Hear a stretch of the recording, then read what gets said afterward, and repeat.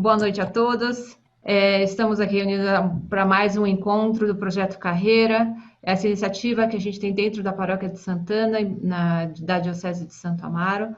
Eu queria dar boas-vindas a todos os participantes, em especial também aos nossos painelistas que vão hoje colaborar com a sua experiência na condução da conversa, que a gente pretende que seja novamente um grande bate-papo, onde a gente possa trocar o conhecimento e aquilo que a gente vem acumulando na vida no que tange a construção da nossa carreira profissional, mas não só a construção dela, como também como eu conto isso para as outras pessoas e consigo valorizar o que tem que ser valorizado e ajustar o que tem que ser ajustado, ok?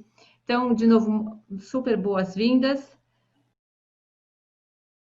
Então, vamos começar apresentando, e para quem também eu vou direcionar a primeira pergunta para o Márcio Girardi, que é diretor executivo do Sicredi no Alto Uruguai, com responsabilidade, então, em Rio Grande do Sul, Santa Catarina e Minas Gerais, empresa onde iniciou sua carreira como trainee e que lhe proporcionou trabalhar em diferentes estados brasileiros.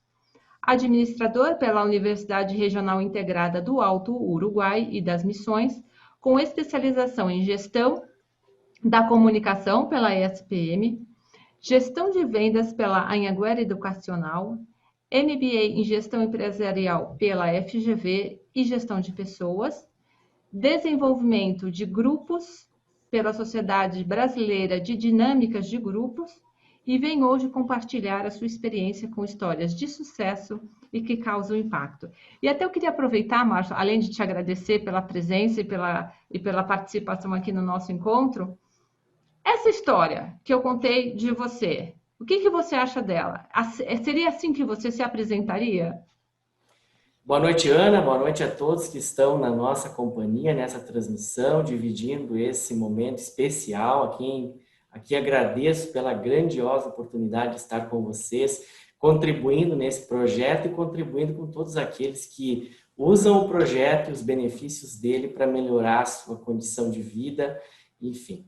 Eu começaria dizendo que a gente faz uma carreira com muita educação, mas a história que marca a nossa carreira é porque a gente acorda todos os dias para fazer o que faz e para evoluir no que faz e o que nos move também. Então, eu destacaria assim que a carreira e a minha carreira, eu começaria valorizando que para vencer na vida, eu tive que aprender que a educação seria um caminho, mas não o único.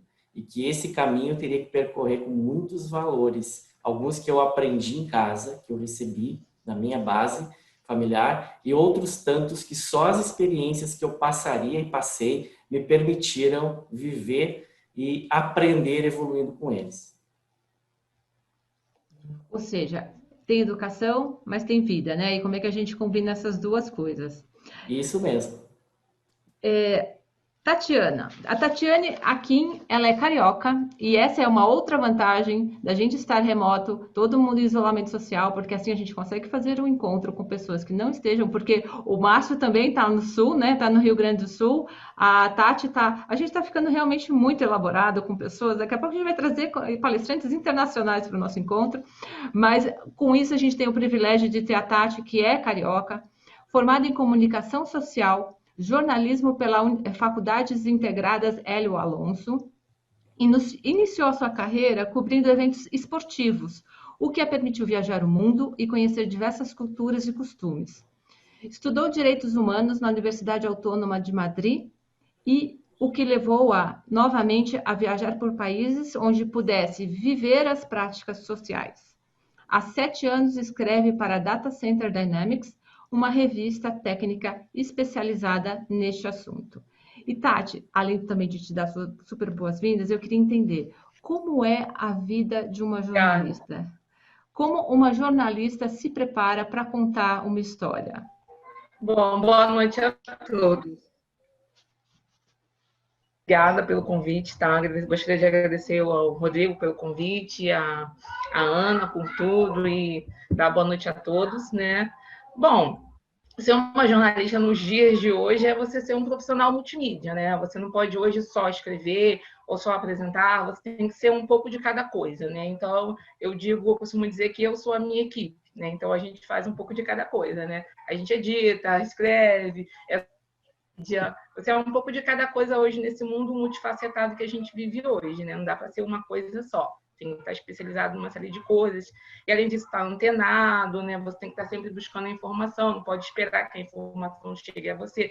De uma certa forma, ela até chega, mas você também tem que ter uma maneira, um filtro de se antecipar a isso também, estar atento e buscando sempre se capacitar e buscando novos caminhos também, porque o jornalismo, assim como qualquer outra área, a medicina, qualquer outra coisa, ele está sempre se renovando, sempre mudando de cara, né? Isso para as outras pessoas que são de fora da área é uma coisa que acontece lentamente, mas para a gente é uma coisa que acontece muito, de maneira muito dinâmica, né? Então a gente tem que estar sempre buscando novos caminhos aí e procurando estar sempre atuante, né? Eu acredito que essa seja a receita para a gente não ficar atrasado em relação ao que está acontecendo no mundo hoje. E está sempre aberto para todos os temas, né?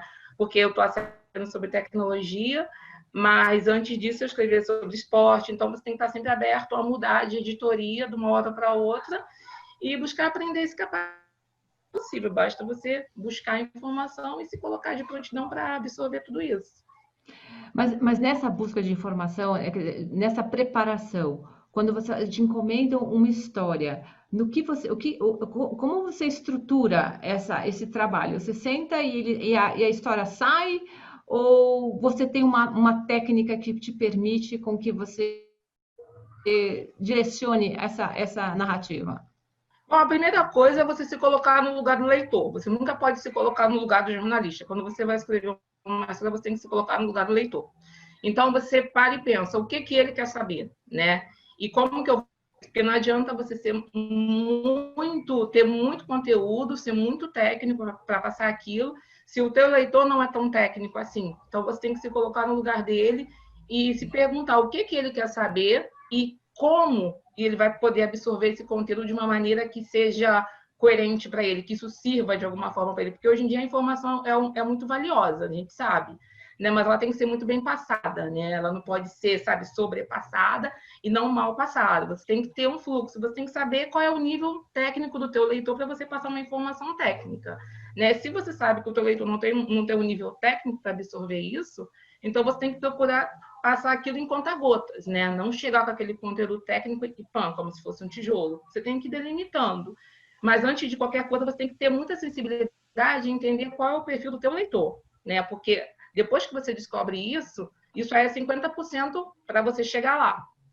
Depois que você descobre o nível de conhecimento do seu leitor sobre aquele determinado assunto que te encomendaram, você vai você vai começar a passar de uma forma com que ele interaja com você e que aquilo seja valioso e proveitoso para ele, com que ele compartilhe aquilo com os outros amigos, com pessoas da área, e aquilo vai crescendo. E quando você vai ver, aquilo ali tem não sei quantos mil cliques que você não esperava, né? Então, acho que tudo é a forma, né? Você conhecer o teu leitor, você ter um feeling ali com o teu leitor e entender qual é o nível. Depois que você entende isso, eu acho que você está no caminho certo.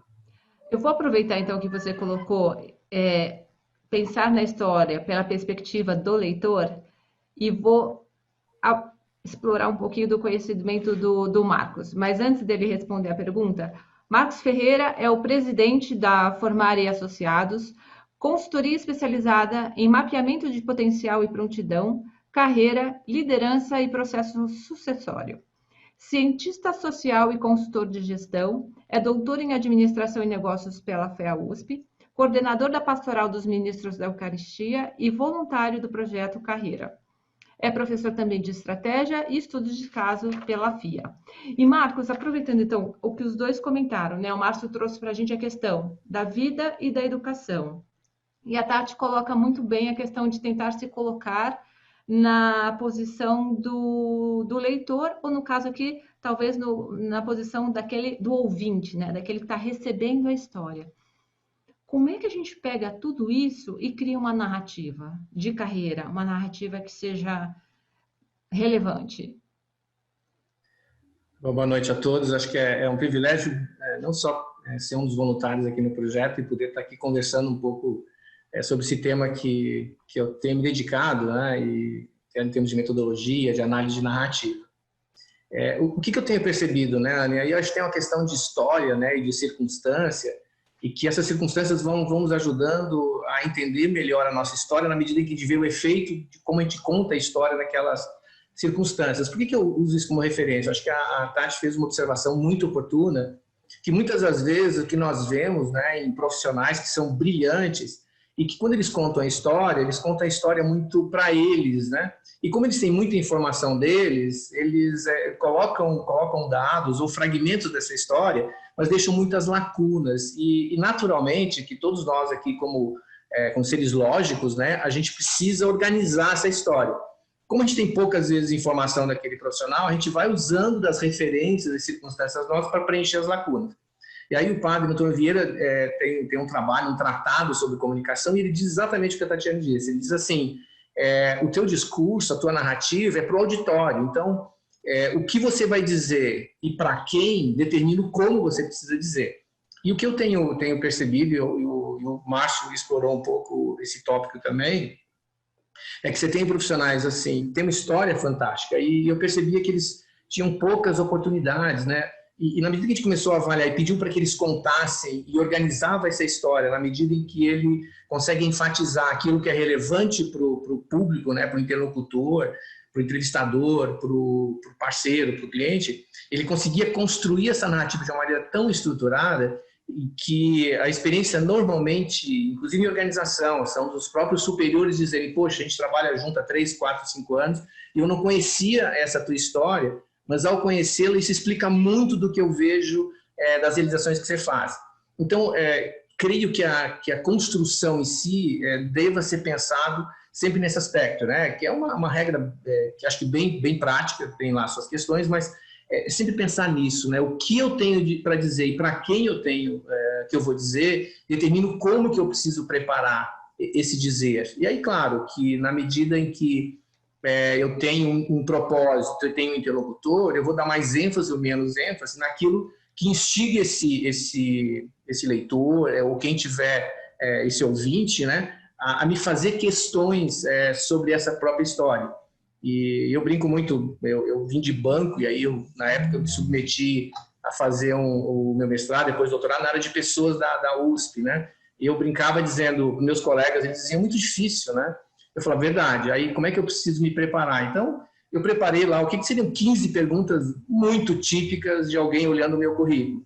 E a minha avaliação foi, se eu vou contar a minha história, se passar de 5, 7 minutos, eu vou me mandar sair, eu sei que eu não entrei. Se eu conseguir prolongar essa história um pouco mais, certamente eu tenho uma chance. E eu lembro que quando eu entrei, uma das professoras da banca, né, que eram 3 professoras entrevistando, uma disse, bom, Marcos, não precisa nem sentar, né, porque você ainda área financeira, que é uma gestão de pessoas, então, que sentido faz estar aqui? Aí eu lembro que eu respondi e deixei algumas interrogações, né, e uma professora falou, mas para aí, me fala um pouco mais dessa decisão. E aí, à medida que deu 5, 7 minutos, elas me convidaram para sentar. E aí acabou que o processo... Então, contar a história, ela deve parecer muito espontânea, mas ela acontece de maneira espontânea na medida em que eu preparo muito, né? E aí, acho que a Tati pode ajudar muito com técnica e o Márcio com a própria história dele, né? E o que é relevante aí para abordar. E aí eu ia até te perguntar, Márcio, de verdade, qual foi a melhor história que você já ouviu, que você se lembre, e por que ela te marcou tanto? Numa história, num contexto onde é uma história de uma entrevista, onde um candidato soube se colocar e que aquilo te marcou. Nessa caminhada, a gente tem a oportunidade de viver muitas experiências de gestão de pessoas, né? Eu estou no sistema Sicredi já há 20 anos, né, na minha caminhada, que começou lá como trainee, lá como estagiário, nos anos de 2000 ainda, né? E eu diria assim que eu passei minha infância na agricultura, depois eu fiquei na adolescência conhecendo um pouco de comércio, e quando eu entrei no Sicredi eu entendi esse universo de uma empresa, né? E nesse caminho, né, a gente vem vivendo muitas experiências. Eu também fui avaliado, né, para começar a minha carreira, eu também passei por tudo isso, vivia a mesma história, eu não tinha preparação, não tinha muito conhecimento. Eu tinha 19 anos de idade naquela época, quando eu passei por isso, né? Mas fiz também muito isso no caminho, ao longo desse período todo de 20 anos. Eu já atuei em 6 estados diferentes, pelo Sicredi, em funções diferentes, todos os estados brasileiros, né? Os mais recentes, Minas Gerais, e atualmente Rio Grande do Sul e Santa Catarina também. Mas passei por Goiás, passei por Mato Grosso do Sul e Tocantins. E dessas histórias, assim, eu sempre encontrei muitas, e as que me marcaram sempre foram aquelas que a pessoa se assemelhava à minha própria história, sabe? Quando um candidato se conectava com a minha própria caminhada, isso me marcava mais, me trazia uma atenção especial que ele revelaria, né? Então, eu sempre fui muito conectado, assim, aos valores da vida que são aplicados, replicados na carreira, na caminhada. E eu sempre tive interesse naqueles candidatos que falavam do que aprendiam de lição nas experiências negativas, né, anteriores. Então, algumas histórias foram nesse livro, nessa linha que eu vivenciei, assim, né? Eu não vou citar aqui um nome ou outro, mas elas foram as que mais me marcam, sempre são aquelas que se conectam à minha própria história, que mostram o esforço que a pessoa fez para conquistar, para manter e para evoluir durante o caminho profissional, né? Sempre conectando a sua própria experiência de vida, né, familiar. O Márcio comentou uma coisa interessante aqui, né, o valor do aprendizado. Só que muitas vezes esse aprendizado vem de uma derrota, vem de uma perda, vem de um fracasso. A gente conta fracasso numa reunião numa entrevista de emprego? Essa é uma pergunta e ela é muito interessante e me vem com frequência, né? E normalmente vem dizendo, olha, como é que eu respondo quando perguntam meus pontos fracos, né? E o que eu comento é que numa entrevista, primeiro, eu não devo dizer lá o que são, né, as minhas competências, o que seja, e o que são pontos fracos, por exemplo, dizendo, olha, meu ponto fraco é que eu sou uma pessoa muito dedicada, muito determinada, e aí você fala, poxa, conhece pouco. Então, sim, deve ser abordado. O que eu recomendo sempre é que você demonstre, por exemplo, um desafio que te foi apresentado, os resultados que foram obtidos, né, com a tua contribuição nele, o aprendizado. E o aprendizado pode ser, olha, o que eu percebo é que me falta, se eu tivesse um pouco mais de experiência, né, na área financeira, por exemplo, isso me ajudaria muito na avaliação do projeto. E isso fez tanta referência e importância que eu hoje me inscrevi num programa que vai me ajudar nesses aspectos. Então, contar dos percalços e estabelecer o que me levou a me determinar a superá-los é muito importante, porque a única certeza que a gente tem, que todo entrevistador tem, é que haverão frustrações na carreira. Quem quer estar do meu lado é aquele que consegue fazer uma leitura disso, compreender onde houve a falha e como que ele mobilizou recursos para se manter íntegro, sem sucumbir e superando, né?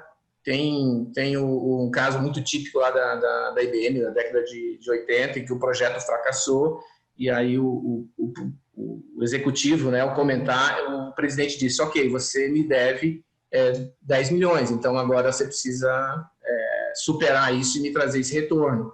Então, sim, eu acho que não pode ser contar o fracasso como vítima, né? O que eu podia fazer? Um período como esse é muito difícil.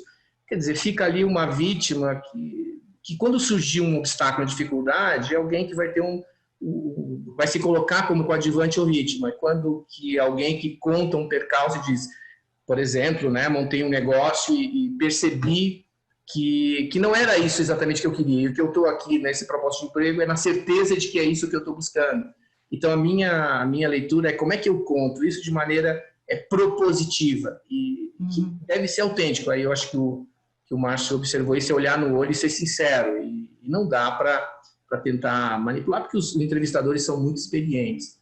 Mas, sim, eu sempre sugiro que se conte e como foi a superação dele, porque esse é um fator que é preponderante a partir de agora. A gente vai enfrentar obstáculos, né? O importante é como é que essa pessoa reagiu diante do obstáculo.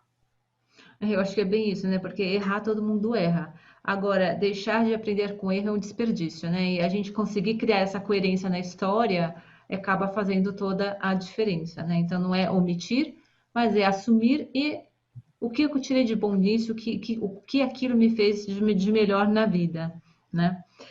Tati, vou voltar para você, porque o Márcio comentou que quando ele vai preparar, o Marcos comentou que quando ele vai preparar, ou se preparou para um processo de admissão, ele trabalhou em 15 perguntas que resumiam, que eram as 15 perguntas que ele mais ouvia quando ele falava da carreira dele. Quando você pensa na construção de uma matéria, quantas perguntas você pretende responder? Ou quando você vai para uma entrevista, quando você vai entrevistar uma pessoa, em quantas perguntas você prepara para poder ter dali o suco necessário para fazer uma boa matéria? Bom, isso é um pouco relativo, mas no geral eu elaboro 7.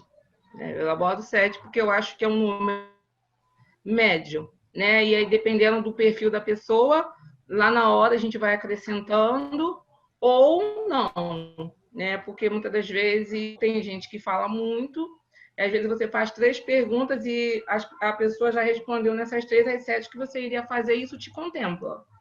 Então, às vezes não, às vezes a pessoa fala muito pouco, em 7 ela não conseguiu chegar, não atingiu aquilo que eu buscava, aí eu acrescento mais umas 3, umas 5, dependendo muito do perfil e do tema que eu vou abordar ali, porque o que acontece? A DCD é uma revista muito técnica. Então, a gente tem vários temas misturados. Então, assim, não necessariamente a gente fala só de data center. Então, a gente fala muito sobre as interfaces que envolvem um data center. Então, às vezes eu vou falar com uma pessoa que vai falar sobre eficiência energética. Às vezes eu vou falar com uma pessoa que constrói o data center. Então, é muito relativo. Mas, no geral, eu coloco 7 e ali eu vou estruturando o que eu vou fazer. E aí, quando você acaba de estruturar, a matéria está pronta, como é que você sabe se ela está boa ou não? Que tipo de mecanismo você usa para validar se aquela história está bem contada? Já na hora eu já sei. Para te ser sincera, da primeira resposta eu já sei se aquilo ali vai me render alguma coisa ou não. Mas de qualquer entrevistado, mesmo que eu, na primeira resposta dele eu já veja que ele não tem aquele conteúdo que eu esperava que ele tivesse, a gente vai fazer a entrevista e a gente vai publicar. Porque mesmo que ele não tenha aquele nível de conhecimento que eu esperava que tivesse, alguma coisa ali que ele vai dizer vai ser interessante, vai ser um gancho que eu vou puxar para um título, para alguma coisa ali. E até mesmo para você não perder a oportunidade, você acaba fazendo e tem que publicar em respeito àquela pessoa que dedicou um tempo. Né? E também a vida também é muito cíclica, né? Hoje ele falou sobre um tema que talvez ele não tivesse tanto embasamento, amanhã ele vai falar sobre outro que talvez ele tenha mais, então você não pode deixar de publicar, mesmo que não atinja aquilo que você queira, né? Legal. Márcio, na tua experiência como executivo, e você já trouxe, né, o quanto para você essa questão de valores é importante, essa questão da sua trajetória, e o que conecta com você, como isso é importante. Qual a sugestão que você dá para as pessoas se prepararem para considerando que ela já passou pelo entrevistador na área de recursos humanos, está falando com um executivo, que sugestão você dá para como a pessoa se posicionar, como contar a sua história quando chega num nível já de uma relação que é já dentro do nível do executivo, do decisor da contratação para aquela posição? Ana, como o Marcos valorizou bastante na narrativa dele há pouco, né? Não tem como enganar, né? As pessoas elas têm que ter a consciência de que nós tem tanta informação hoje disponível sobre cada pessoa, redes sociais, LinkedIn é uma delas, né? E você não tem como ignorar que as pessoas saberão mais de você ou muito de você antes mesmo de te enxergar. E esse movimento, então, ele já traz um desafio para todos, né? Você precisa chegar consciente que a empresa já te conhece um pouco quando você entra nela. E quando você vai avançando etapas, cada vez mais você vai encontrar pessoas, e aí chegando no final de uma entrevista com um exemplo, um executivo, né? O executivo, ele não vai se apegar muito nos critérios, né, da qualificação, nos critérios técnicos, na tua trajetória. O executivo vai querer saber que solução você vai trazer para o negócio dele. Então, assim, nessa etapa, conhecer a empresa com alguma profundidade é essencial. Você tem que ter conhecimento da empresa, dos valores da empresa, sua missão, seus, né, todo o seu conjunto de propósitos, direcionadores, né? Tem que entender como é que essa empresa está atuando no mercado, o que ela está buscando, o que ela valoriza e, principalmente, tem que conectar a tua história com a história da empresa. Então, se você não conseguir, eu avalio pelo menos assim, se você não conseguir comprovar no final que aquela empresa que você está procurando entrar é a melhor empresa para você ser feliz e ser realizado e ser bem-sucedido e ela enxergar em você a mesma coisa, vai poder dificultar um pouco, né? Não que não tenha possibilidades aí, mas não é uma regra de exceção, mas é um ponto cada vez mais valorizado. E importante, posições que exigem um pouco mais e remuneram também e geram uma perspectiva de carreira melhor, né? Elas são vagas, oportunidades altamente disputadas por pessoas altamente qualificadas e preparadas. Então, assim, se prepare para um duelo muito difícil e que você vai ter que vencer com as armas que carrega em você. E aí, reforço, a verdade sobre você nesse momento tem que ser a tua maior aliada, tem que ser a tua maior trunfo. E você precisa ajudar a empresa a encontrar valor no que ela vai ter se contar com a tua força de trabalho, a tua força intelectual e a tua presença dentro dela depois, né? São alguns pontos que eu destacaria. E aí, quando você fala de falar a verdade, o que a gente faz se na conversa com o executivo eu percebo que ele está procurando uma coisa que eu não tenho? Eu falaria a verdade para o executivo. Me colocaria à disposição dele para aprender dentro da empresa, para desenvolver dentro da empresa. É isso. Né? O Marco citou isso lá atrás. Né? Não há espaço mais para profissionais que querem longo prazo numa carreira se eles não forem autênticos. Né? Eu valorizo, e no Sicredi nós somos muito pautados em valores. Né? E a gente tem a nossa organização nasce lá em 1902 no país, a primeira da América Latina, cooperativa de crédito, e desde então ela sempre se pautou por valores humanos, né? Então, assim, é importantíssimo que você comprove que você pode receber uma chance, que tu vai honrar a confiança que esse executivo e a empresa podem depositar em você. E você já contratou alguém que nem tinha tantos os requisitos técnicos para a posição, mas a história da pessoa te convenceu de que aquela era uma boa escolha? Eu te diria que hoje esse é o critério de contratação preferencial, Ana. Tá? Inclusive, a gente tem experiências, por exemplo, historicamente, a gente sempre contratou no Sicredi pessoas ligadas às ciências exatas, né? À economia, à administração, eu sou administrador de formação, contábeis e outras ciências aí ligadas a isso. E a gente teve algumas surpresas, né? A gente teve períodos que a gente fez uma experiência, contratou médico veterinário, contratou agrônomos, contratou educadores físicos, biólogos, porque a formação que a pessoa fez não necessariamente define o talento dela. Muitas pessoas têm uma formação acadêmica, mas o talento está em outra área. E aí, se for considerar o critério, talvez não daria. Mas quando você olha o brilho no olho, e eu considero muito brilho no olho, o esforço que a pessoa fez para chegar na vida e na carreira até aquele ponto e o porquê ela prova que quer trabalhar contigo e é a melhor opção, isso muda muito os critérios. Então, hoje nós contratamos por valores alinhados aos da cooperativa, aos do Sicredi, né? E estamos tendo um processo de expansão, por exemplo, em Minas Gerais.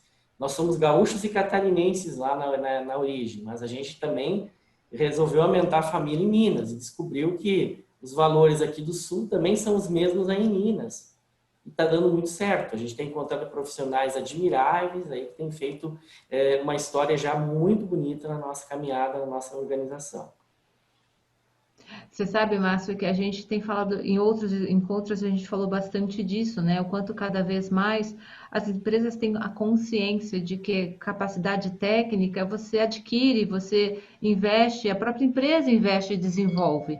Mas questões de valores ou aderência à cultura, é algo que o ser humano traz. E cada vez mais a gente vê empresas caminhando por essa direção mesmo. Eu quero ter pessoas que sejam felizes e que, portanto, vão trabalhar felizes, sendo que talvez uma característica ou outra eu possa investir em desenvolver para poder complementar o pacote e aí ter o profissional ideal, né?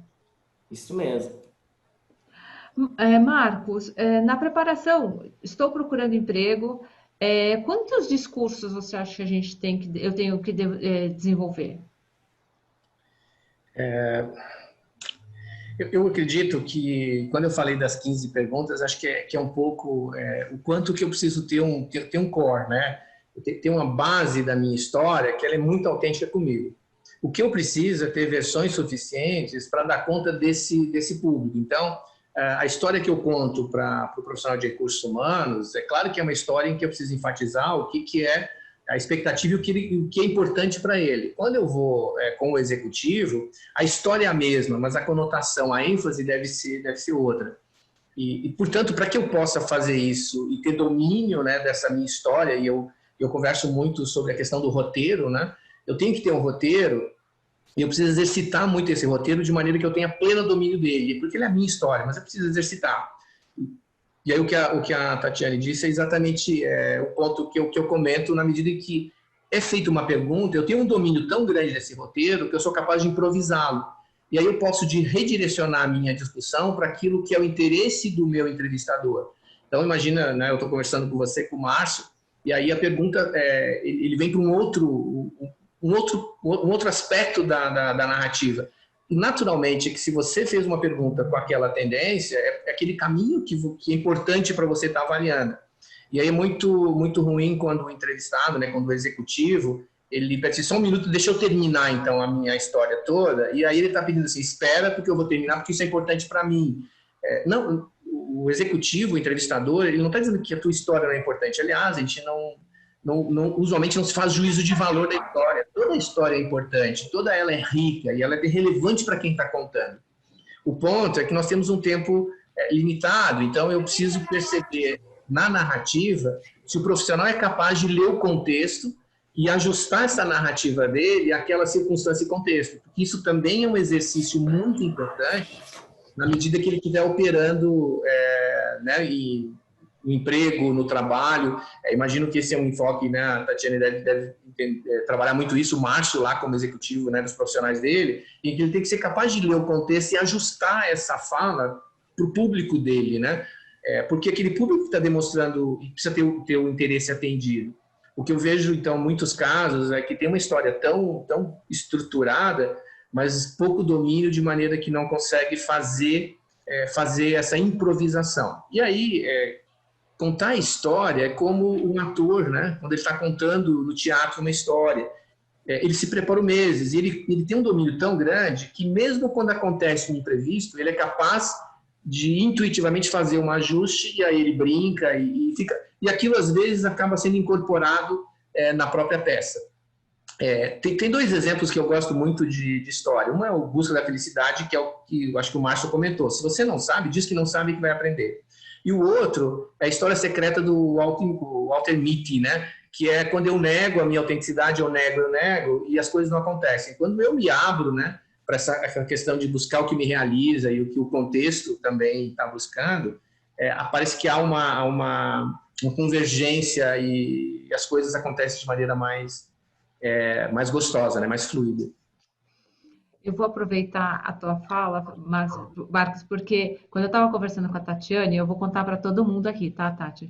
A Tatiane estava explorando a questão de que ela começou o jornalismo dela com esportes.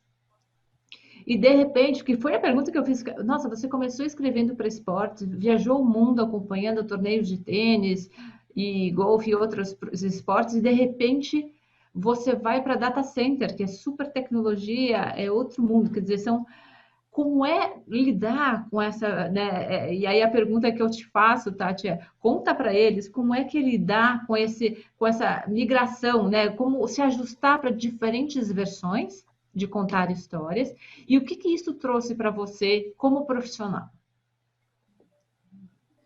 Bom, o jornalismo ele é multifacetado, né? Então, assim, quando você sabe que você pode trabalhar com diversas editorias, né? Você não sabe exatamente qual. Você entra com uma ideia de que tipo de editoria você quer, mas você não sabe se você vai encontrar trabalho naquilo. Então, você atira para tudo quanto é lado, né? Eu queria muito esporte. Eu entrei na faculdade querendo trabalhar com esporte, porque no segundo grau, eu praticava esporte, né? Eu jogava handebol e tal.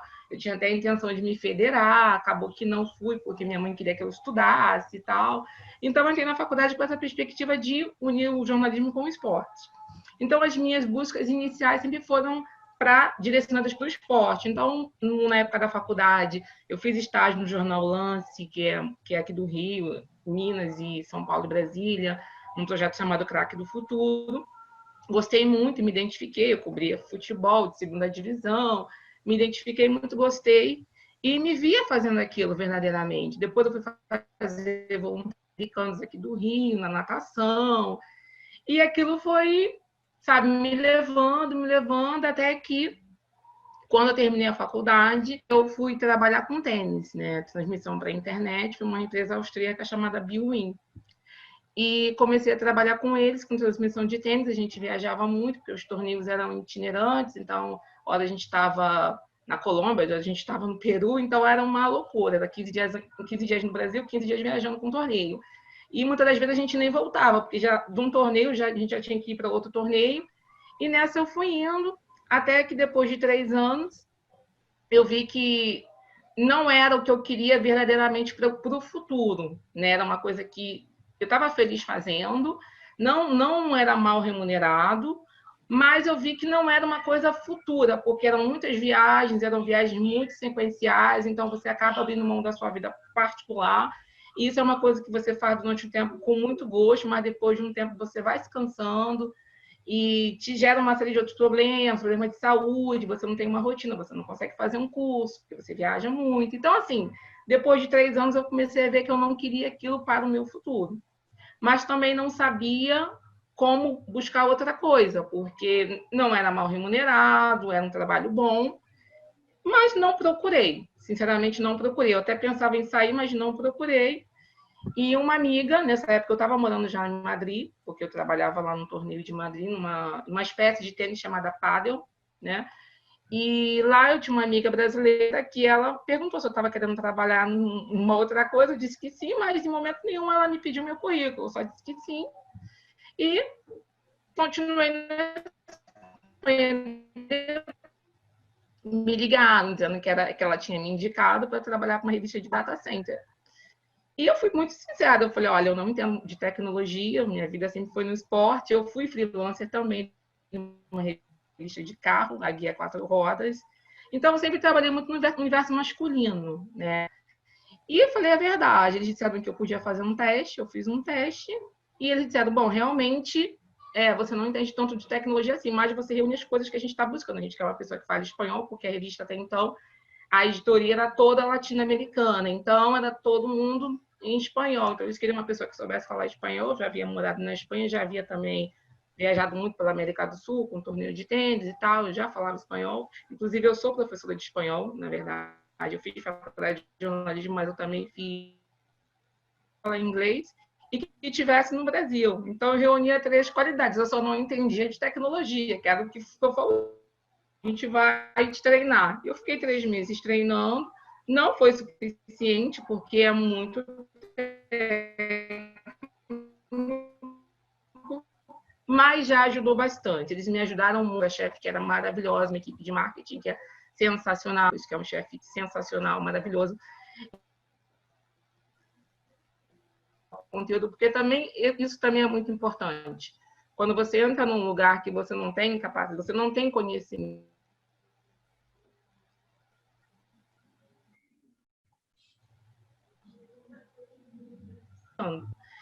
então essa metodologia toda e fui aprendendo, e hoje já são 7 anos, né? Então essa experiência de sair de uma coisa muito diferente para outra, mas como o Márcio falou, né, deixando muito claro, não sei nada disso, não conheço isso, mas tem outras características que cobrem, né? E aí, Márcio, quando uma pessoa tem essa experiência tão diversa, que não é assim de verdade aquela carreira linear, né? Que normalmente, não, eu estudei para isso, trabalhei com isso, faço isso.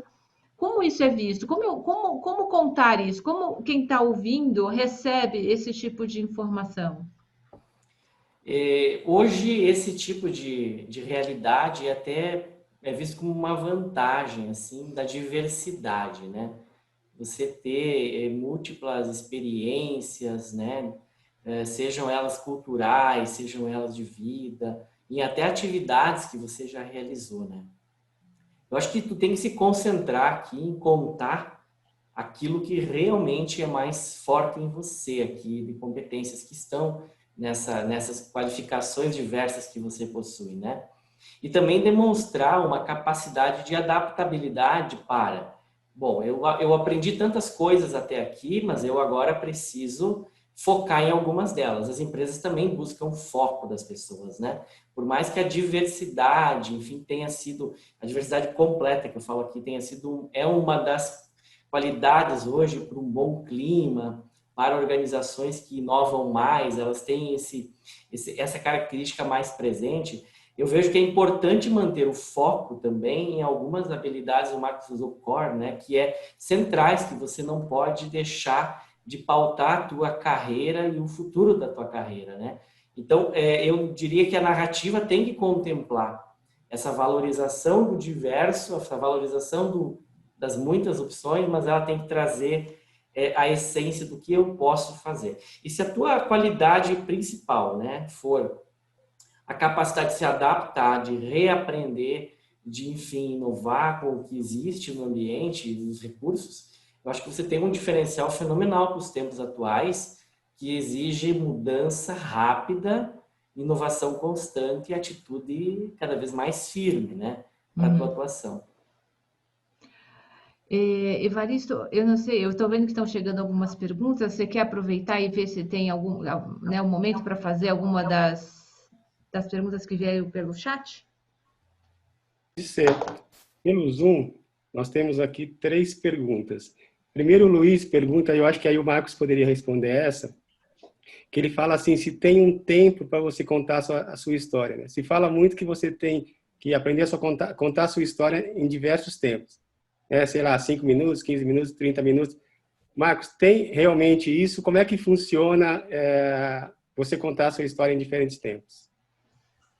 A gente sempre exercita e são três histórias, né? Aquela short story, aquela história do elevador. A gente sugere que seja uma história de 2 a 3 minutos. Uma história condensada aí para 15 minutos e aí uma história detalhada que pode ser uma apresentação e tudo mais.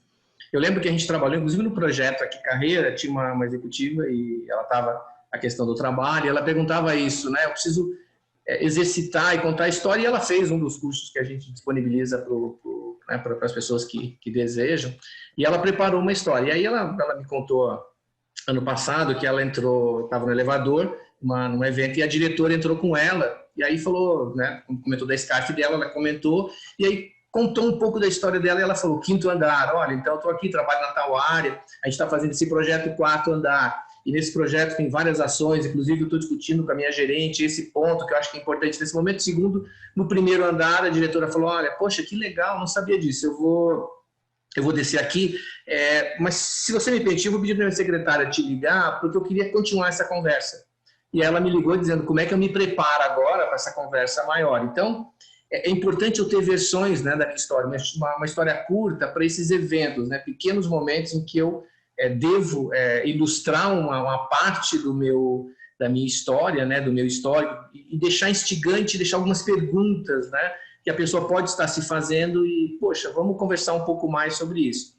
E é planejamento, é exercício. Então, eu diria que precisa ter pelo menos 3 versões, né?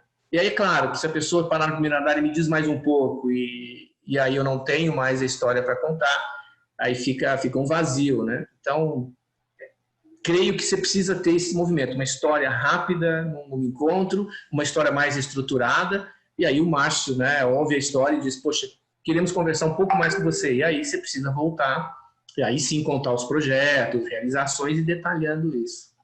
São algumas sugestões aqui práticas, né, para quem está se preparando para uma entrevista ou buscar uma oportunidade.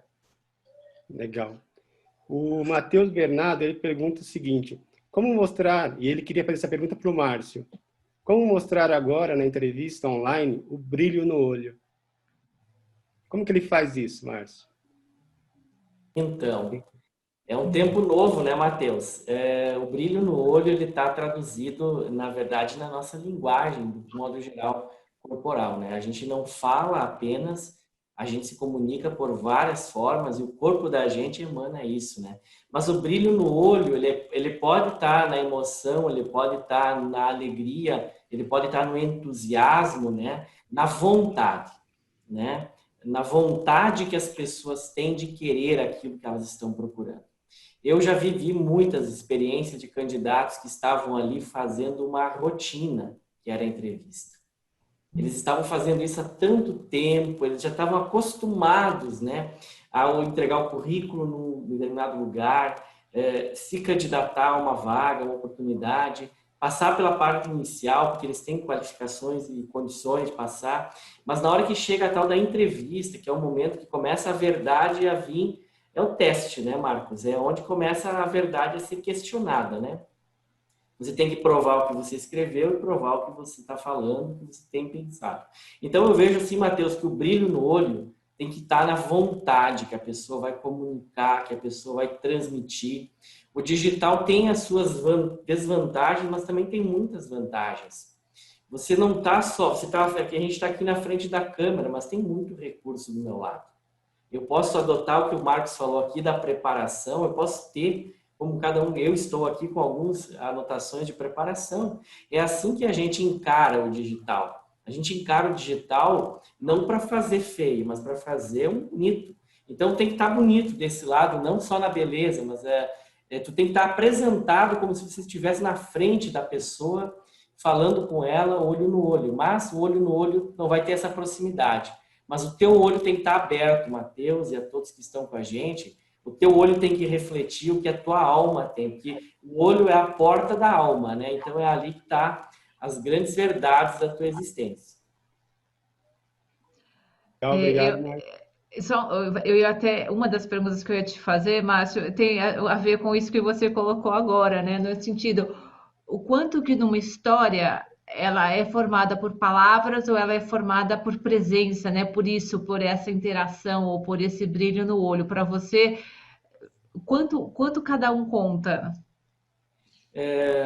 Eu diria que é o conjunto, mas o que conta mesmo, assim, é o que toca, né?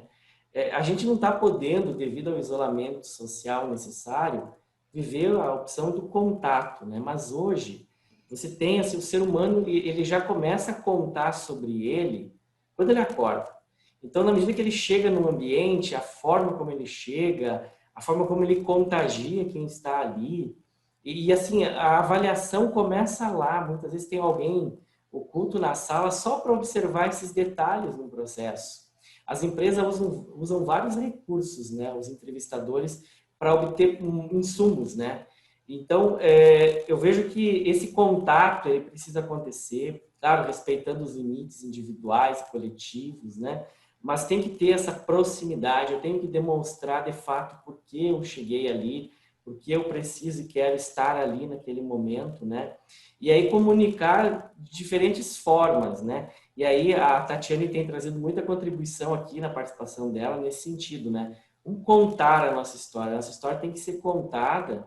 Eu defendo sempre com a vontade da nossa de querer aquilo que a gente está pedindo, buscando, sabe? Então, é colocar todo esse desejo no corpo, né? E fazer com que esse corpo possa te conduzir a essa oportunidade usando os recursos da comunicação, né? Verbal e não verbal. Uhum. Muito bom. Tem mais alguma aí, Evaristo? Tem sim. Tem uma pergunta aqui da Simone Schiavone. Ela quer fazer essa pergunta para o Márcio também. Você não acha difícil conhecer a cultura da empresa somente pelo que falam, sem viver a experiência? Quais fontes você acha melhor para conhecer a cultura de uma empresa? que você está falando é algo bem fora da curva, muito bom. Então, ela elogiou, mas ela queria saber essas perguntas. Legal, Simone, obrigado aí. As fontes, né? Aí é um trabalho que não é fácil de fazer, tá? O Google não oferece tudo que a gente precisa, tá? Ele oferece muito conteúdo, mas nem sempre tudo aquilo tá realmente redondinho, o site da empresa, né? Fonte, bom, tem as informações que são públicas do que você está procurando da empresa em especial, mas não é só aquilo. Uma das fontes importantes da empresa são os seus próprios funcionários, os seus colaboradores, como a gente chama no Sicredi. Eles podem contar muito sobre aquela empresa. Outra fonte importante é os clientes dessa empresa. Eles também poderão agregar informações sobre a empresa. E aí entram parceiros, né, que são possíveis aí. Fontes primárias e secundárias, mas eu acredito que tem uma investigação aí que tem que ser feita no sentido de buscar entender as coisas. Eu acho que tu tens que fazer sempre uma sugestão aqui, uma pergunta, elabore uma questão e busque a resposta dela, né? E ao final da resposta questione, né? E vá assim destruindo a própria empresa no bom sentido, né? Tentando entendê-la ao máximo, né? Autoquestionando a empresa para chegar lá e, como o Marcos trouxe, né? Tá preparada num repertório de várias alternativas de resposta, né? E esse exercício você só consegue fazer se você se empenhar nessa busca, né? Então, aquilo que você ouve dizer pode não ser verdade. O que é verdade, efetivamente, é o que você foi atrás e comprovou. Então, busque comprovações, Simone, do que a empresa está comunicando, sabe? E as empresas hoje elas têm muitas iniciativas que estão disponíveis nas mídias sociais, enfim, nos diferentes lugares, né? As empresas também que fazem alguma ação solidária são sempre empresas que valorizam muito profissionais que têm essa vontade ou essa dedicação e doação. Por incrível que pareça, a gente não está só vivendo uma pandemia, a gente está vivendo aqui, me permitam complementar, uma mudança de também formato de vida em forma de humanidade. Então, a humanidade está sendo testada nesse momento, não é só a economia ou a liberdade individual e coletiva. A gente tem, ou a saúde, a gente tem muito mais questões postas aí, e é importante, assim, Simone, ter toda uma busca nesse sentido. Agora, como a empresa está lidando com isso também, eu acho que é importante entender, porque vai te ajudar a se aproximar da empresa, sabe? O que a empresa valoriza em quem ela precisa agora dentro do seu quadro. A gente no LinkedIn trabalha muito com as empresas para que elas tentem transmitir também, né, através da plataforma qual é a sua cultura, quais são os seus valores, mas de verdade você só consegue nessas interações. E aí eu te pergunto, Márcio, no momento de uma conversa, numa entrevista de emprego, eu como entrevistado posso te fazer perguntas? Como você reage quando o candidato acaba perguntando também? Eu reajo muito bem, e nós reagimos muito bem no Sicredi, porque as perguntas do candidato demonstram o grau também de interesse profundo que ele tem. Afinal de contas, se ele simplesmente é questionado, ele pode agir assim com o cliente, ele pode agir assim dentro da empresa, e as empresas hoje elas não procuram pessoas só para vir fazer o trabalho. Aquele movimento do comando e controle é ainda muito presente na nossa vida, na nossa cultura, né? Ele está, sim, está em transição. É uma das coisas que está em transição. Então, quando a gente fala em liberdade, autonomia, isso tudo são valores que as empresas hoje estão dispostas a conceder de um modo geral, mas elas precisam de pessoas que entendam e façam um bom uso da liberdade e da autonomia. Então, eu particularmente valorizo muito pessoas que demonstram interesse, que falam do seu longo prazo, que tentam entender a carreira inteira que elas poderiam ter na empresa, que valorizam, depois de conhecer a opção de carreira, né, caminhada, o que é o início, né, que dão valor, que fazem uma escolha não olhando no tempo atual, mas olhando na perspectiva. Então, eu valorizo muito pessoas que, quando vêm buscar uma oportunidade, elas estão interessadas no seu futuro aqui dentro, e não só no seu presente de curto ou médio prazo.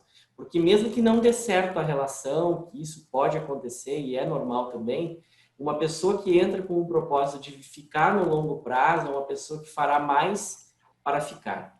Isso é uma coisa que eu particularmente valorizo.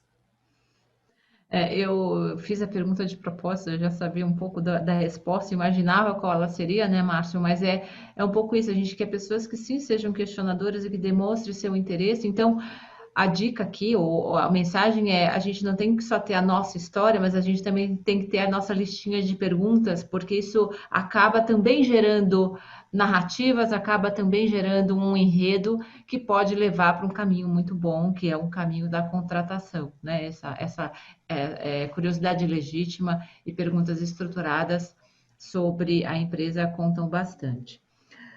Marcos, eu vou voltar para você numa pergunta mais aberta e depois eu vou querer ouvir a opinião dos outros, mas fui demitido em algum momento na minha carreira. Conto, não conto? Como é que eu conto? O que eu faço com essa informação?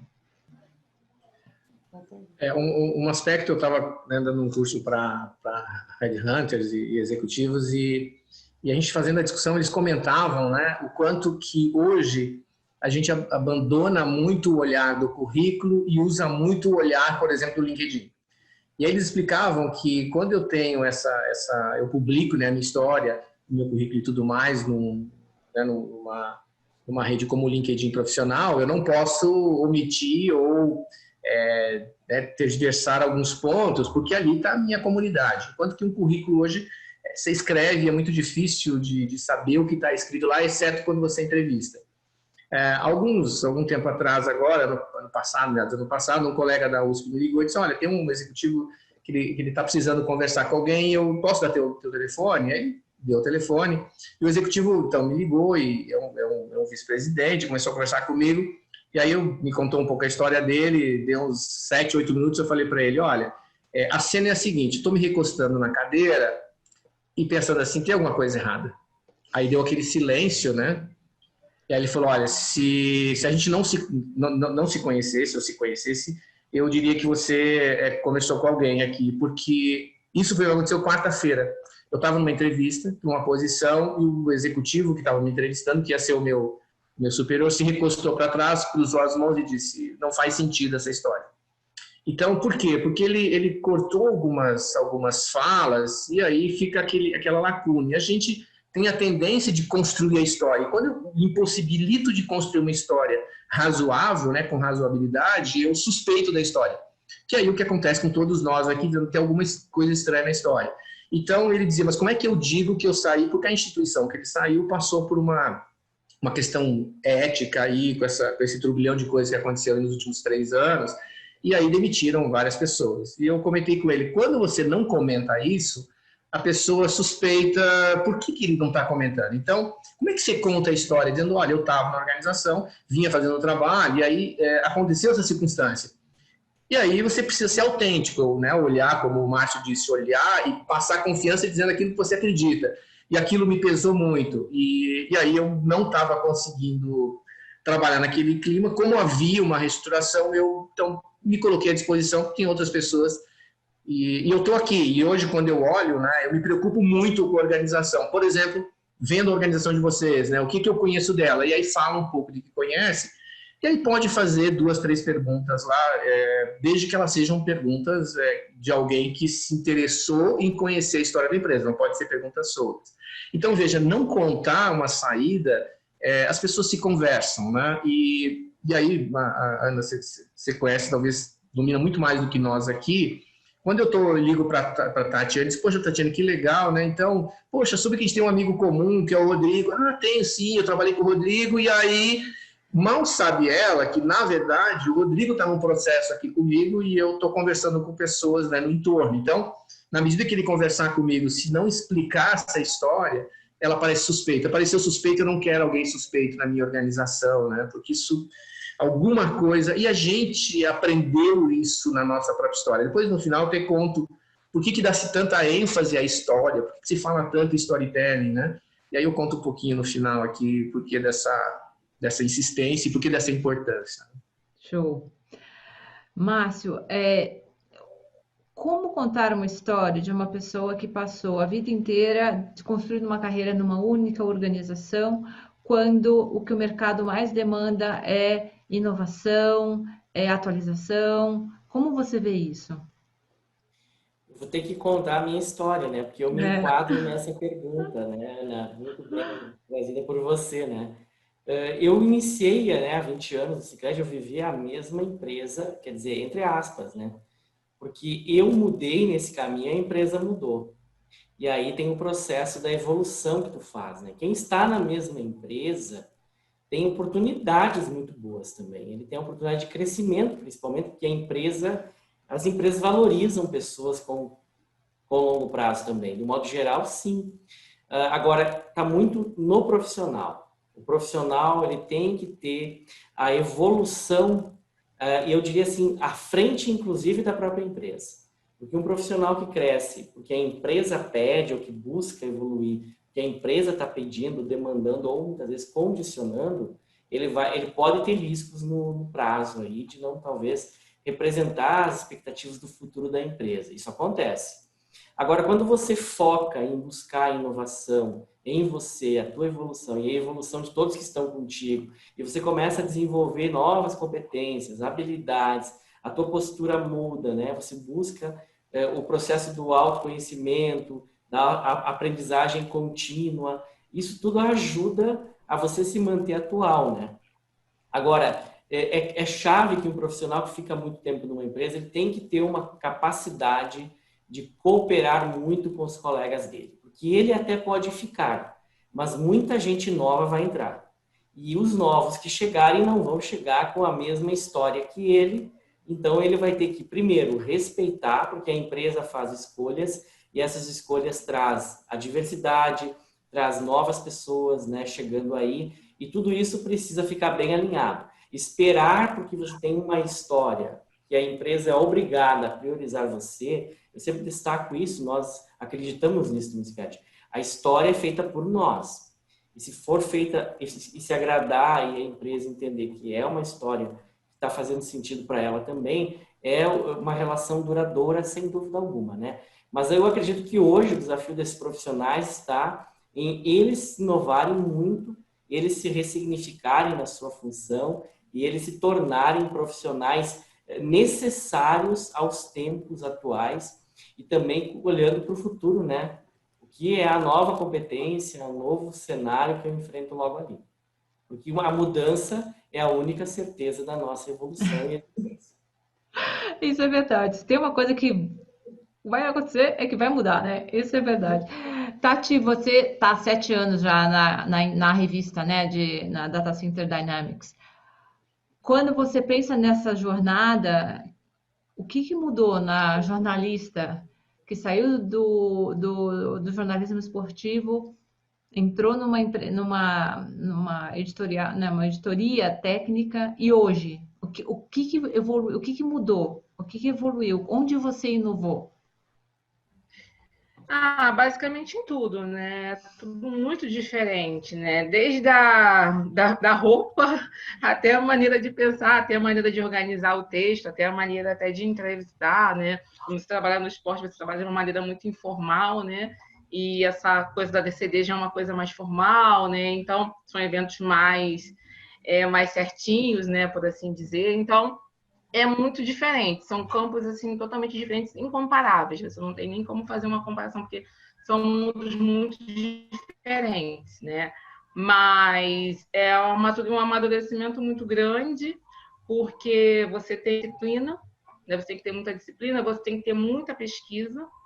É uma pesquisa constante. Então, assim, eu estou há 7 anos fazendo isso, mas cada entrevista eu pesquiso, eu me atualizo, porque a tecnologia ela avança muito rápido, então uma pessoa que eu entrevistei o ano passado, para eu entrevistar ou dar uma repaginada, tem que mudar, porque são tecnologias que já mudaram, né? Então hoje o campo já muda muito, então você tem que estar sempre se atualizando, estudando, e nunca chegar para fazer aquela entrevista naquela coisa do já ganhou. Você tem que estar sempre pensando que aquilo pode ter mudado, que aquilo pode ter evoluído, e se preparar para aquilo, porque quando o jornalista chega com um conhecimento prévio daquilo, isso automaticamente dá um gás no entrevistado, né? Ele se sente até mais importante. Ele, nossa, ela entendeu, ela pesquisou.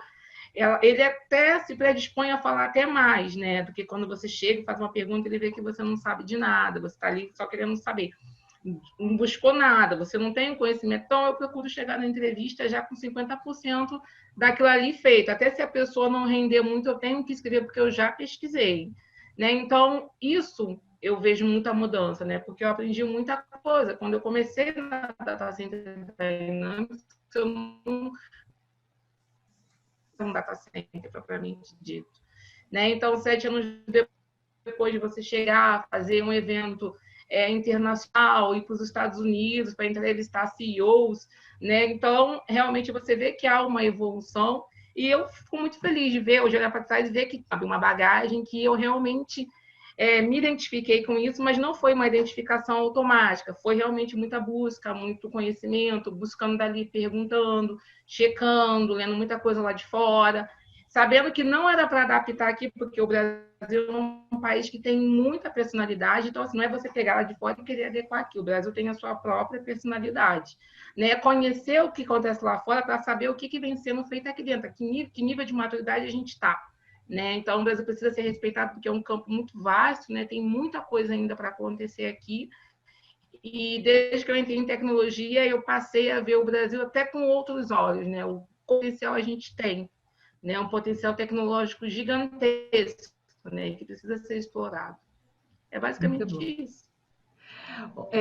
Tem duas perspectivas de inovação aqui, né? E aí, Márcio, eu vou voltar de novo para você, que você falou da inovação, ou seja, não é o tempo que você fica numa empresa que define a sua evolução, mas tem muito a ver com se reinventar, e tem essa evolução que a Tatiane colocou, que tem muito a ver com tecnologia. E aí, pensando num profissional que tem uma história, que já tem 20, 25 anos de carreira e olha para tudo que a gente está vivendo e fala, cara, tudo que eu aprendi não tem mais valor. Né? Como usar essa bagagem e todo esse apanhado de vida que se teve, como isso é visto perante toda essa influência tecnológica que a gente tem também, dada essa invasão, né, de tecnologia que a gente vem vivido nas empresas? Bem, a tecnologia, né, a inovação que a Tatiane trouxe bem aí, que define o momento atual, né, ela está trazendo algumas questões que fogem um pouco daquilo que era padrão até então. Eu destaco assim, as pessoas hoje precisam da experiência de quem tem já uma carreira para se acalmarem, para terem uma tranquilidade no ambiente. O ambiente com maturidade, ele é um ambiente que traz, mesmo para as empresas de tecnologias que exploram muito a criatividade, né, o protagonismo, as questões ágeis, né? As empresas, de um modo geral, assim, nem todas, não são de tecnologia todas as empresas brasileiras. As empresas de tecnologias é um segmento da economia do mundo, do Brasil. As empresas de tecnologias, em sua essência, estão a serviço da sociedade e também das pessoas. A tecnologia, ela só vai ser usual se ela atender às necessidades humanas. E aqui que entra, né, Ana, uma questão. Quando a gente fala em inovação, muitos confundem com tecnologia. Inovação também é tecnologia, mas inovação é, antes de mais nada, e essencialmente, mentalidade, ou seja, pessoa. É o que a pessoa, como a pessoa está pensando tudo que ela vive agora, enfim, o que acontece, como ela usará tudo isso, né? Como o estudo bate. Então, assim, eu estou no teu contexto, né? Como que eu faço com 20 anos de uma carreira que já não é mais a mesma? Eu estou muito feliz por estar assim, sabe? Porque se tivesse diferente, se eu não tivesse pensando em aprender o novo agora, claro, usando a favor a tecnologia, usando a favor essa inovação toda que a gente tem, essa oportunidade que a tecnologia nos permite de conteúdos, né, possibilidades infinitas, né, inclusive com um custo mais baixo, tá? Com um custo muito baixo. Nunca a educação se tornou tão acessível, graças à tecnologia. Então, o que a gente tem aqui, eu uso nesse momento bom, A minha caminhada tem que servir de inspiração para as pessoas desenvolver e fortalecer os valores da empresa. Agora, a minha caminhada tem que ser uma fonte de valores da empresa também. Então, a minha condução, volto a trazer esse tema aqui. Então, hoje a tecnologia ela pode ser uma grande aliada se você usar ela em você primeiro como forma de desenvolvimento e também de aplicabilidade. Agora, se você ficar resistindo à tecnologia, todas as pessoas que eu converso, e são muitas. Hoje à tarde eu tive uma oportunidade também de, durante 2 horas, ouvir um profissional do Grupo Randon aqui do Rio Grande do Sul falando sobre inovação, como eles estão fazendo. São boas práticas compartilhadas. E tu vê assim que as pessoas hoje elas estão tendo que liderar diferente.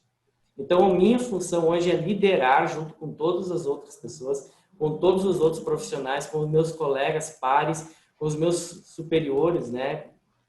Liderarmos juntos em prol do mesmo propósito. Então, é importante que, dentro da organização, a minha posição está conectada com o propósito da organização, não do que ela é hoje, mas do que ela quer ser daqui a alguns anos e está fazendo agora.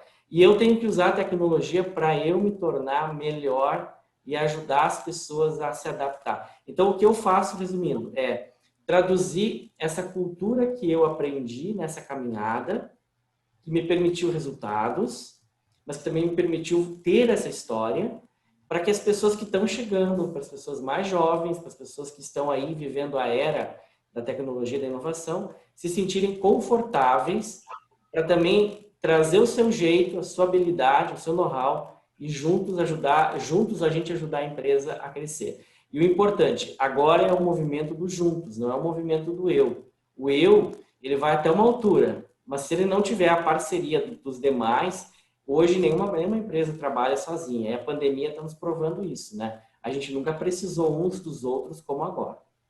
Não, eu acho que, e além do juntos, tem o juntos também dessa questão do que você falou, desse equilíbrio, né? Então, não é Perfeito. mais, a inovação não está diretamente relacionada a ter uma equipe jovem. Não, a inovação está em se reinventar, mas considerando uma bagagem adquirida, uma experiência vivida no passado, esses calos que a gente vai criando por ter experimentado coisas que muitas vezes pessoas muito jovens não passaram, mas que também tem esse olhar sem vícios, né, da situação e que também somam, e essa contribuição, esse junto é que acaba fazendo a grande inovação e que pouco às vezes tem a ver com tecnologia diretamente, né?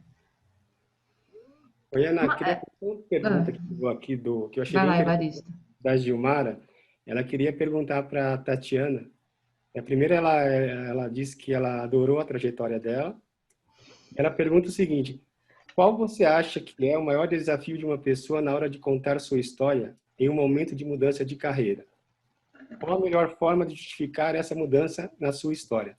Então, o que ela quer dizer é assim, ela mudou totalmente de carreira, ela quer saber como é que ela conta isso, como é que ela fala que é verdade aquilo que ela busca. Bom, antes de mais nada, como foi dito aqui, né, ela tem que dizer a verdade, né? Ela tem que listar os motivos que levaram ela a ir. Agora, é claro, né? Existe mil formas de você contar uma história, né? Ela tem que pegar o ponto que enriqueça a história dela e fortaleça isso para ela e enfatizar, né? E contar, ser sincera em relatar por que ela mudou, se ela se arrependeu, se ela tem um nicho de mercado melhor, e se ela se vê fazendo isso, se ela vê que ela tem aptidão para isso, que ela tem vontade de fazer, ainda que não tenha experiência, ainda até que não tenha um diploma nessa área. Eu acho que ela tem que ser sincera. Primeira coisa é ser sincera, né? E depois ela ir montando uma história e também, né, da empresa, porque tudo também hoje em dia é você também ter uma percepção do lugar que você vai. Né? Então, tem muita gente que não tem isso, né? Eu acho que isso atrapalha muito, né? Se você vai numa empresa que é mais descontraída, então você vai com uma roupa descontraída, você vai com uma conversa mais descontraída. Você não vai formal de terno, de gravata, com uma maleta para uma empresa que é descontraída. São coisas que você tem que perceber antes de ir à empresa, até antes mesmo de mandar o currículo, ver também se encaixa com você, porque nem tudo que é bom para umas pessoas é bom para mim, né? Então, acredito que tem que também filtrar antes até mesmo de entrar numa seleção, né? Ver se você tem aquele perfil, ver se você se encaixa naquilo ali, né? E também, né? Eu acho que tem que ter também um pouco de percepção daquilo, né? De onde eu vou, da empresa que eu vou, o que eu vou falar, sentir o ambiente também, né? E ver se a conversa é descontraída, se a conversa é muito formal. E procurar não se estender muito, né? Nem falar muito de si também. Eu acredito que tem que ter um feeling, né? Você tem que perceber exatamente até que ponto você vai. Tem que filtrar, né? Não tem uma receita certa. Vai muito de empresa para empresa de onde você vai. Tem que ter uma filtragem.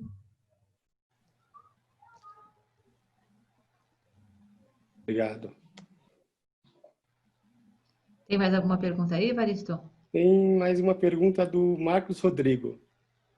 Quanto o meu propósito pode influenciar em minha história? Aí, não sei de vocês três aí, quem está mais confortável para falar sobre isso.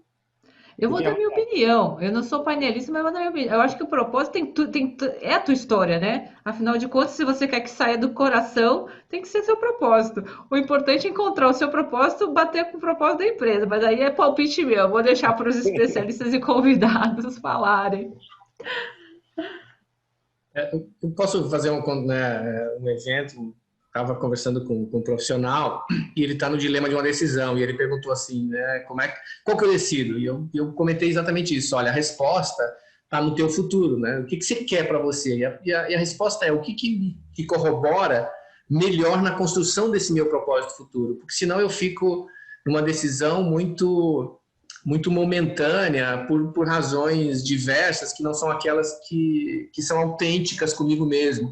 E por mais que sejam, né, como a Tatiana disse, por mais que sejam, que remunerem bem, que me coloquem no meio, se aquilo não tiver autenticidade, vai chegar um momento em que aquilo não me realiza, né? E aí a frustração ou a violência que eu cometo comigo mesmo é tão grande que eu abandono. Então, quando eu tenho um propósito e eu tomo decisões nesse sentido, que eu percebo que corrobora, por mais obstáculos que aconteçam, eu vou sempre ter uma motivação para superá-lo, né? Então, o Márcio pode complementar, a Tati também, mas eu acho que é o que você comentou, né? A resposta das minhas decisões, das minhas escolhas, ela está nesse futuro que eu desejo. Tem um autor, um filósofo espanhol, García Ortega, junto com tantos outros filósofos espanhóis aí fantásticos, que ele diz, tem uma frase dele muito conhecida, que ele diz: eu sou eu e a minha circunstância. Ao negar a minha circunstância, eu nego a mim mesmo. Então, esse é um pouco de que eu sou fruto dessas circunstâncias que eu vivi, escolhas que eu fiz. Mas as circunstâncias que eu vivi, as escolhas que eu fiz, só aconteceram porque era eu nelas, né? E aí cada um de nós tem essas circunstâncias e ela vai nos formando e a gente formando elas. E o norte, né? O norte para a gente superar esse momento, por exemplo, e tantos outros de dificuldade, é olhar para esse futuro. E aí tem todo, né, um conjunto de estudos que diz exatamente isso, que os meus tropeços, na verdade, foram oportunidades para me fortalecer para os próximos desafios que eu tinha.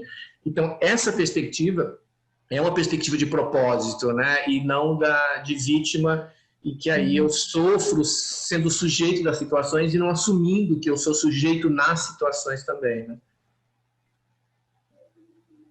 Muito bom. Muito bom. Ana, tem mais uma pergunta aqui, posso fazer? Pode.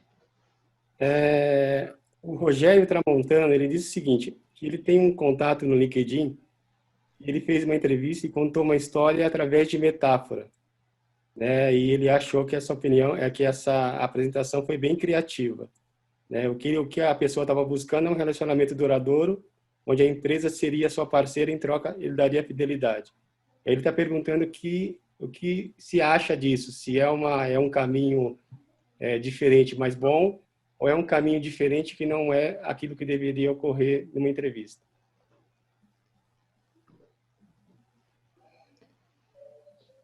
E aí? Será que a pergunta foi para mim? Ô Marcos, você pode responder essa? Olha, perguntas assim profundas, relevantes como essa, sempre dou oportunidade para aqueles que são os mais, né, melhores especialistas. Então, Ana, fique à vontade.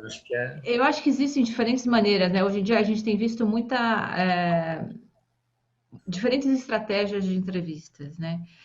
Se a proposta de metáfora foi feita pela empresa, eu acho que você ter acolhido-a e entregue, já provou bastante coisa. Agora, sob o ponto de vista de técnica, eu fiquei sabendo agora, de verdade, não que seja uma tendência. O que sim a gente vê muito é que cada vez mais nessas questões ou de metáforas, ou de exercícios, ou de estratégias diferentes de entrevista, o que se busca justamente é conhecer a pessoa. É tirar o protocolo ou tudo que se tem já pasteurizado em relação a como eu conto, como eu me vendo, e tentar chegar na pessoa. Então, se é através de uma metáfora, ou se é através de um exercício, ou se é através da interpretação de um estudo de caso, pouco se interessa pelo resultado final daquele plano de negócio, muito se interessa pela forma com que você o construiu, quantas pessoas você envolveu, como você narra que você buscou informações ou não, como você compôs aquela solução, que é o que eles esperam, né? O quanto de autonomia essa pessoa tem, o quanto de iniciativa essa pessoa tem, e fiquei até curiosa para entender como é que é através dessas metáforas, ou como foi conduzido esse exercício de metáfora. Mas mais do que nunca, é encontrar quem é o eu que está ali se apresentando, para ver o quanto ele compõe dentro do time que se busca formar.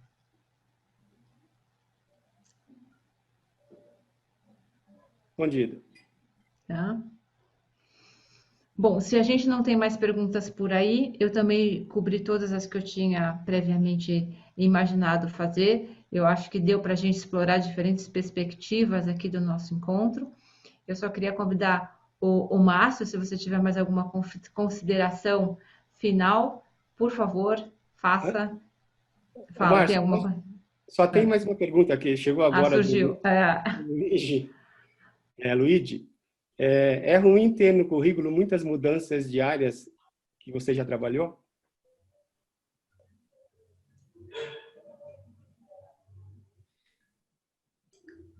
Posso responder? Oi? Posso contribuir? Uhum. Pode, claro.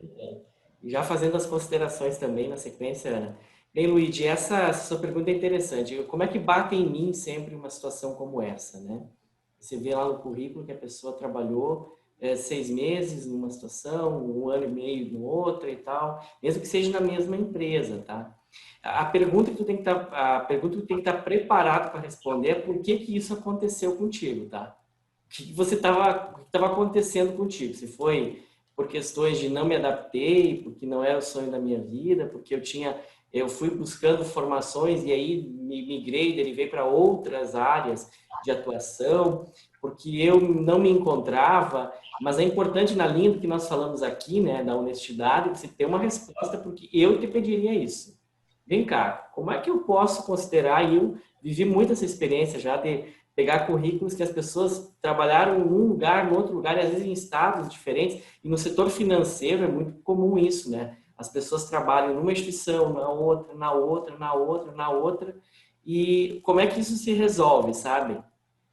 Você tem que estar preparado para dizer o seguinte, olha, quando isso aconteceu comigo, eu estava acontecendo isso e eu busquei isso, tá? Então, eu penso que vale a verdade. E eu quero encerrar aqui agradecendo, né, Ana, a você, ao Marcos e a Tatiana que estiveram comigo aqui, a todos os demais, Evaristo, que estão nessa audiência pelo Zoom e também pelo Facebook. E dizer o seguinte, que é um tema fantástico. Parabéns por vocês terem provocado isso. Acho que o Storytelling traz a nova forma de você se apresentar. Não adianta você ter um currículo se você não contar esse currículo de uma maneira que as pessoas queiram que você comece a trabalhar imediatamente na empresa. Então, só que não adianta você contar para alguém. Eu acho que se você surpreender, essa é uma dica final, as pessoas que te conhecem muito bem, quando ouvirem a tua narrativa, se surpreenderem por não saber que você era aquela pessoa, o teu currículo, a tua narrativa tem grande chance de sucesso no que ela vai enfrentar pela frente, tá? E eu quero destacar aqui, agradecendo a vocês e a todos que estão conosco, dizendo assim, ó, que a carreira é a parte talvez mais representativa da vida, que ela vai nos trazer o sustento financeiro, né, os recursos que a gente precisa para viver. A gente vai passar, pelo menos já no caso nosso aqui, mais da metade da vida dentro do trabalho, né? Das 24 horas por dia, a gente trabalha 8, 9, 10, depende da necessidade, mas fica conectado em tudo que está acontecendo, que também é insumo. Mas então faça aquilo que o teu coração vai bater feliz.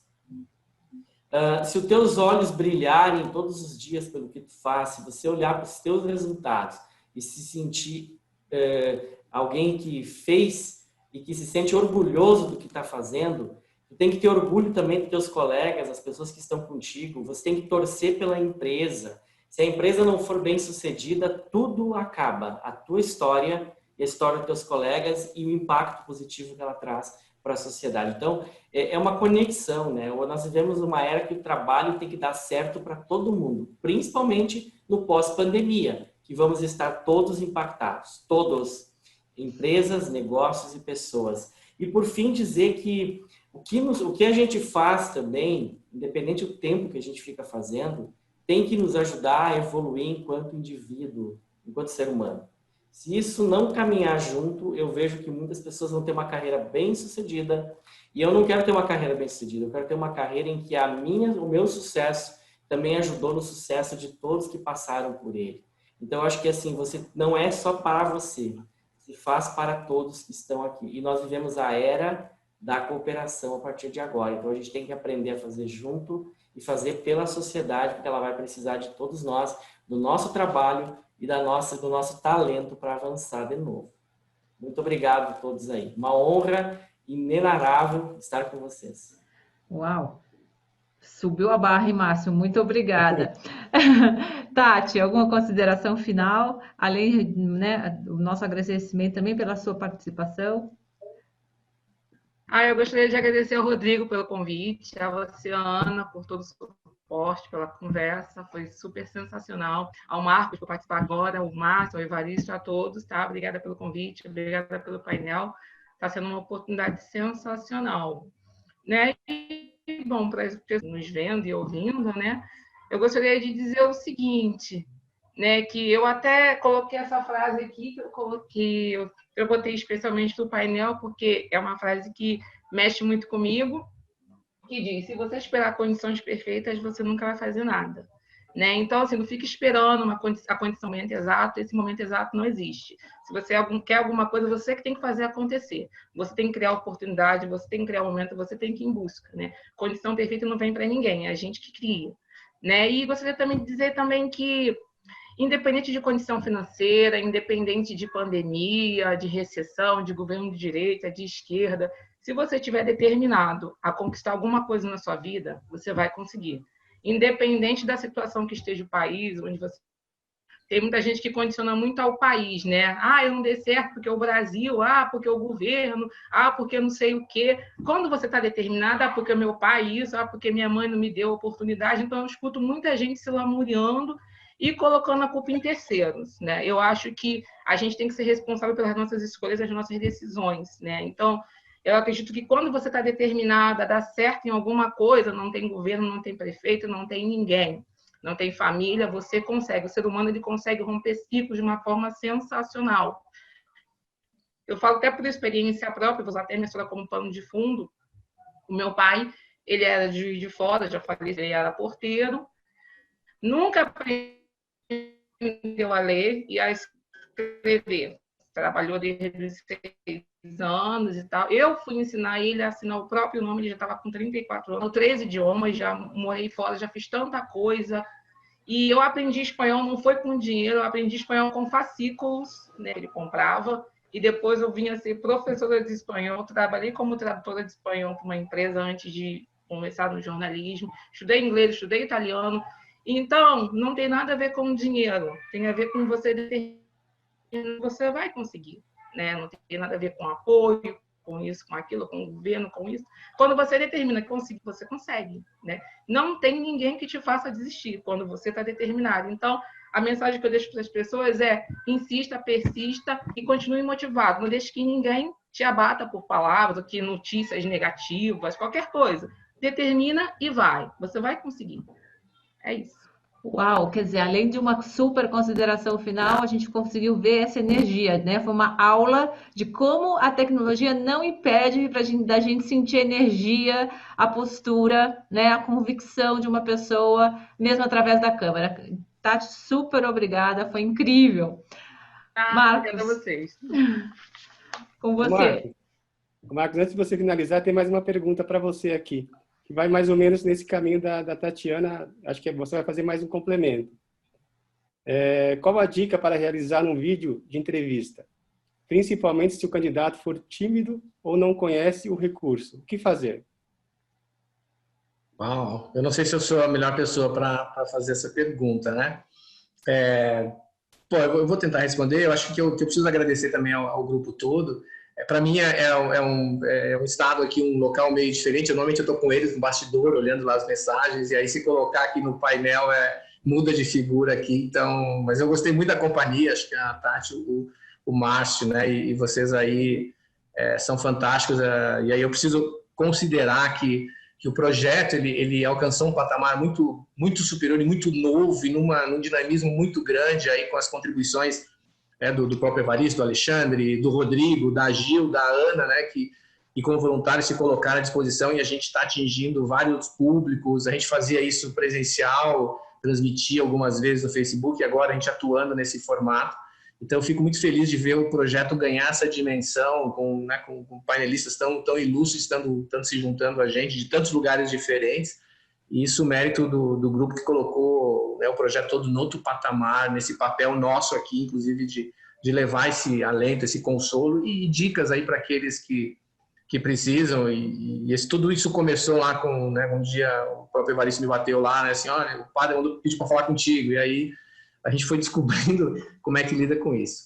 Um dos pontos aí que vocês trouxeram, e eu converso muito e ouço muitas histórias, seja em razão da pesquisa, né, que é a minha área de pesquisa, seja pelo trabalho. Um dos pontos aí que o Márcio trouxe, acho que a Ana abordou, a Tati também acabou de falar agora, não importa muito o tempo que você ficou, importa que se você conseguiu fechar ciclo e abrir um ciclo. Se você ficar tempo demais quando o ciclo já fechou, isso não é legal, mas se você não fecha ciclos, isso também é muito ruim. Então, ter a capacidade de ir fechando os seus ciclos e abrindo novos. Isso na narrativa, na história, fica muito presente, né? A capacidade de fechar e perceber novas oportunidades. Eu comentava antes da questão do por que storytelling, né? História é tão importante. O Yuval, lá na Breve História da Humanidade, assim como vários antropólogos, eles dizem que nós, seres humanos, temos necessidade de contar a nossa história. E muito do que a gente conhece da humanidade foram por histórias contadas, né? Oral, depois a escrita, e dessa importância de eu poder transmitir e levar esse conhecimento. Então, toda a nossa história, a nossa formação são através de histórias que nós ouvimos, histórias dos nossos pais, nossos avós, nossos tios, nossos amigos, que vão contando a história, e essa história que vai construindo a nossa identidade, né? E aí foi bem observado antes que essa identidade, né, quem eu sou, se eu sou um candidato a uma posição, se eu não sou, pronto para ascender ou não, essa identidade ela é um conjunto de narrativas que eu faço de mim mesmo. E a narrativa é o que eu digo, como eu digo, a estrutura do que eu digo, como eu me visto, como me comporto, como, né, o meu gestual todo. Então, é esse conjunto de narrativas que vai dando segurança para quem está nos entrevistando, ou quem está, né, como o Márcio disse, um associado que está ali me ouvindo, que passa essa credibilidade. A questão do vídeo, o que eu dizia hoje, né, hoje para alguns colegas, que eu estimulava a fazer vídeos, inclusive para um projeto que a gente tem, né, de mentoria e tudo mais, é que dá para fazer os vídeos. A gente está muito mais aberto hoje a estar conversando e ter alguém que passou, porque a gente está num ambiente mais informal. Aliás, né, tem todo um trabalho feito para que o teu vídeo pareça um vídeo mais casual, porque senão fica muito pasteurizado e aí perde aquilo que o Márcio comentou, perde o brilho, né, porque está muito mecânico. Então, é olhar para a câmera e aí falar de si. Claro que exige um treinamento, né, eu preciso ter domínio do roteiro para poder improvisar nesse roteiro, mas é olhar e ser sincero. A gente contratou um jovem e a história dele, ele assim, eu sou auxiliar administrativo lá, fico preenchendo planilhas. Só que o menino tinha feito ETEC, passou na FATEC. Então, na verdade, o que contou a história dele foi o conjunto de superações, né? Como a Tati comentou, ele vem de comunidade, superou, e é um menino brilhante. A gente começou lá com estágio. Se fosse começar pela história que ele contou, oral, a gente não contrataria e provavelmente ele faria com a gente o que faria na outra empresa, preenchendo planilha lá. Ao contrário, né, o conjunto da narrativa dele, do histórico dele, é um menino de superação. E ele entrou e a gente já efetivou e é brilhante o menino, né? Então, está atento, né, a essas histórias que são contadas pelo conjunto. Então, no vídeo é a mesma coisa. Acho que imagina a Tati, né, o Márcio contando essa história, olhando para a gente com esse brilho no olho. Passa uma credibilidade, né, toca a gente sensibiliza com isso. E aí eu agradeço a ambos pelo convite. É muito gostoso estar com vocês aqui, obrigado. Mas certamente eu preferia estar com vocês do outro lado aqui, deixar a oportunidade para outros de vocês assumir esse lado da cadeira aqui. Obrigado, gente. Mas a contribuição foi super importante, Marcos, muito obrigada.